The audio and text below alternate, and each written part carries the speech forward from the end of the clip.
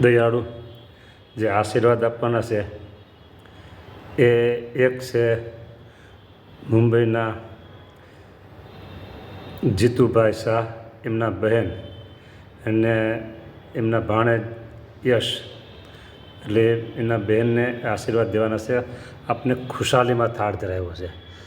એને વાત તો બહુ લાંબી કરી હતી કે મહારાજ એવું એક સરસ કામ એનું હતું, એ કરી દીધું કે એટલે કે ખુશાલી મહારાજને થાળ ધરવો છે કે તો તમે સરસ ભક્તોના કામ કરો છો એટલે કામ એને થઈ ગયું.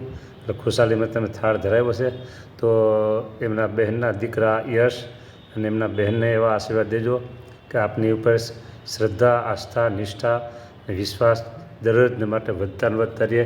તો એમના આખા પરિવારને પ્રભુ આશીર્વાદ તમે એવા આપજો અને બધાના શરીર સ્વાસ્થ્ય સારા રાખજો.